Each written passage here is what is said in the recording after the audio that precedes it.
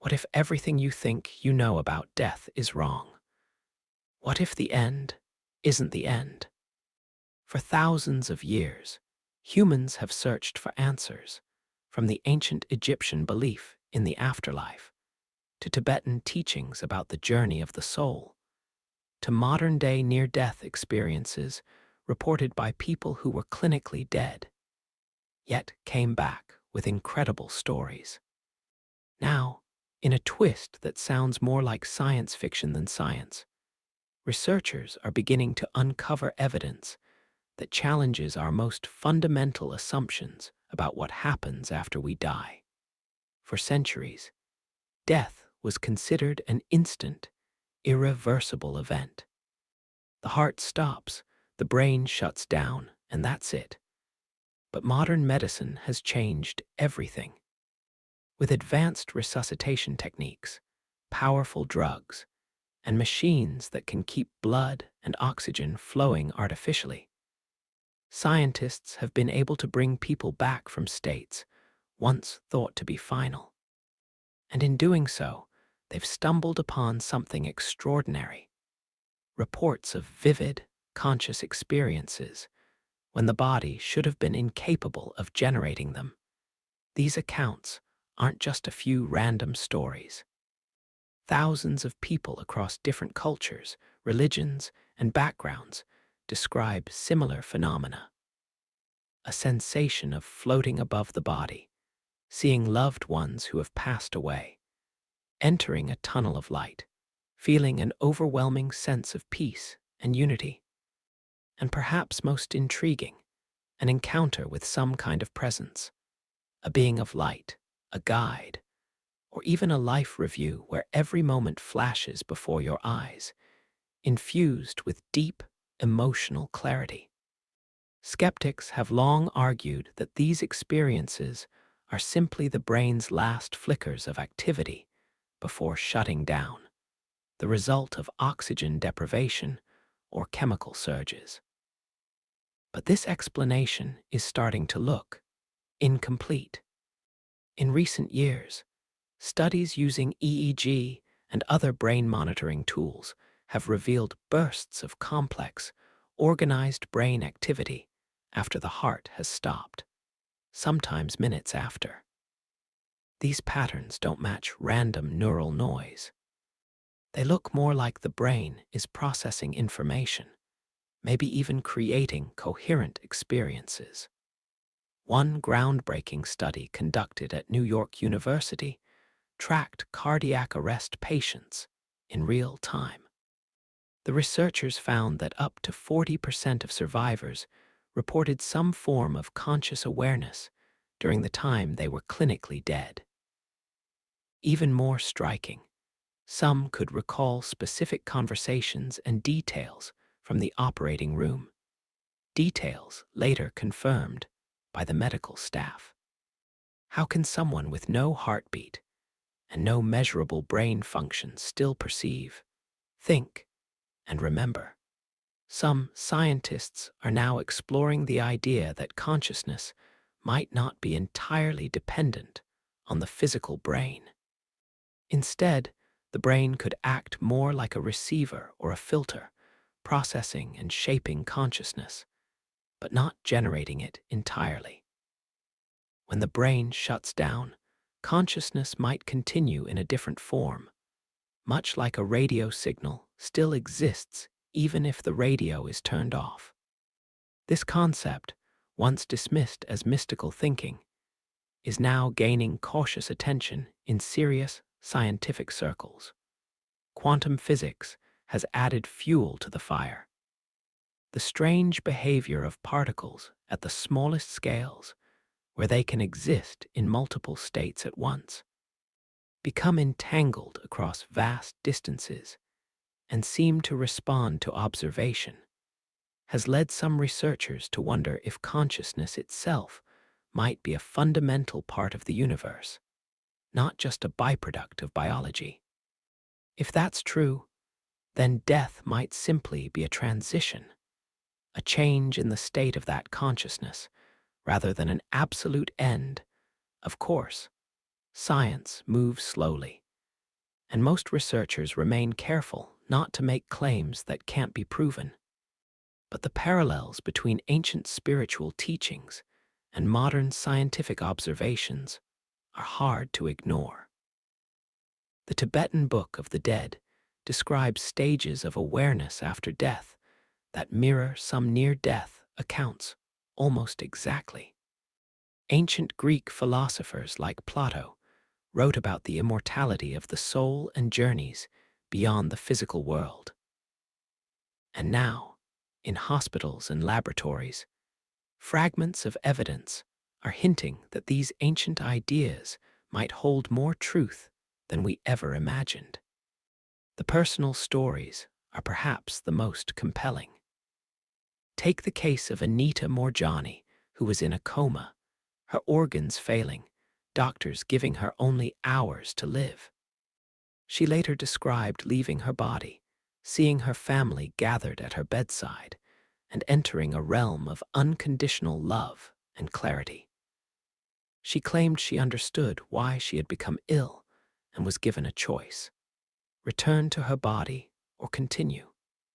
She chose to return, and within days, her cancer had dramatically receded, something her doctors could not fully explain.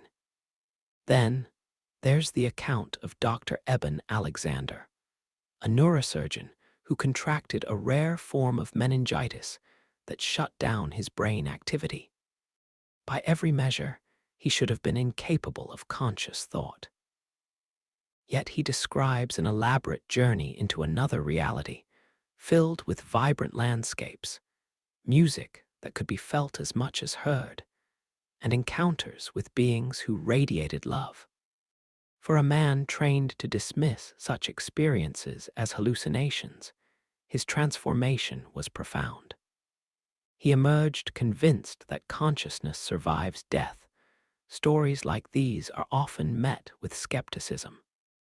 Critics argue they could be hallucinations, dreams, or psychological coping mechanisms. But that still leaves unanswered the question of how such vivid, structured experiences can occur when the brain appears to be offline. And when so many accounts share common features, features described by people from vastly different cultures and beliefs, the possibility that something real is happening becomes harder to dismiss. If consciousness does persist after death, even briefly, what does that mean for us now, while we're alive? It could change everything about how we see life's challenges, relationships, and purpose. Fear of death has shaped human behavior for millennia. But what if death isn't an abrupt void? What if it's a doorway?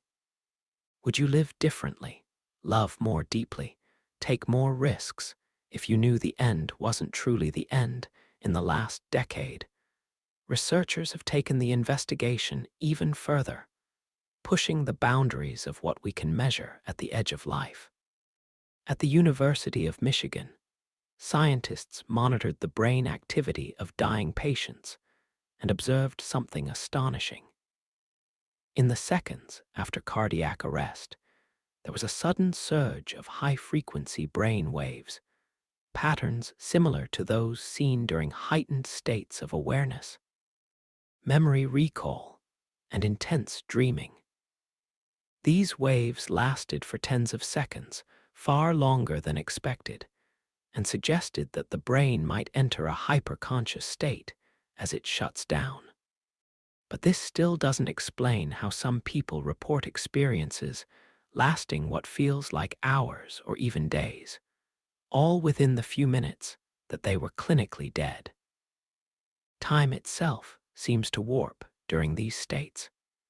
Could this mean that our perception of time is tied entirely to the body, and when freed from it, consciousness experiences something altogether different?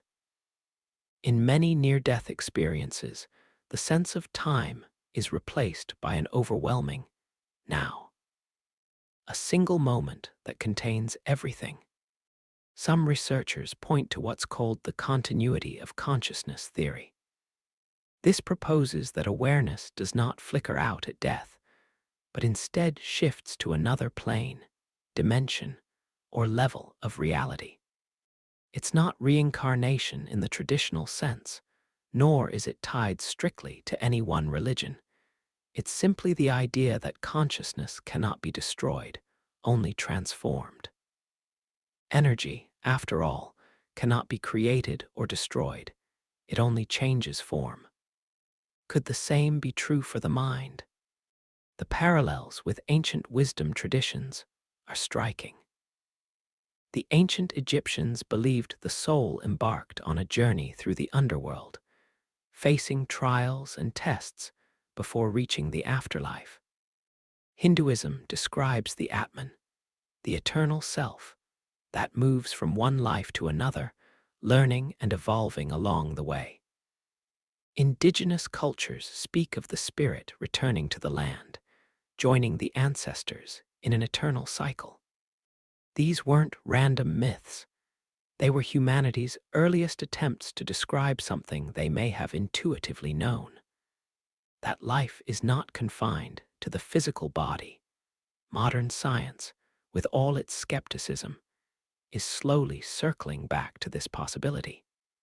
Not because of faith or folklore, but because the data refuses to be ignored. Across hospitals, hospice centers, and laboratories, researchers are collecting testimony after testimony, each adding another piece to a puzzle that spans human history. And while science may never be able to definitively prove life after death in the way we prove gravity, the accumulation of evidence is nudging us toward a radical shift in how we understand reality. Imagine for a moment that this is true. That death is not a wall, but a doorway. How would that change your choices today? Would grudges suddenly seem meaningless? Would fear lose its grip? Would you dare to pursue the life you've always wanted, knowing that your existence stretches far beyond the boundaries of your current body? There's also a humbling aspect to this perspective. If consciousness continues, then our actions, our thoughts, and the love, or lack of it, we bring into the world might echo beyond our physical lives. This idea has been echoed for centuries in spiritual traditions, but now it's being considered in the context of modern ethics and science. If what we do here truly matters beyond death, then every moment carries even more weight. Of course, the mystery remains unsolved. For all our instruments and theories, no one has mapped the afterlife. No one has brought back photographs or definitive proof. And maybe that's how it's meant to be, because the uncertainty keeps us questioning, searching, and living fully in the only place we can be sure of: the present moment. Perhaps the real gift of exploring this question isn't about removing our fear of death, but about deepening our appreciation for life. Knowing, or even suspecting, that this isn't all there is can strip away the illusion that we have endless time to waste. It can make love more urgent, kindness more valuable, and moments of beauty more precious. So what happens after death? Maybe we're asking the wrong question. Maybe the real question is, what will you do with the time you have now, knowing that the story might continue? Will you live in fear, or will you embrace the possibility that you are part of something infinite if you've ever had an experience that made you wonder about life after death? I'd love to hear your story in the comments.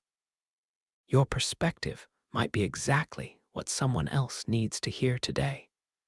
And if this video made you think, please give it a like, share it with someone curious about the big questions, and subscribe to the channel for more deep dives into the mysteries of life, mind, and existence.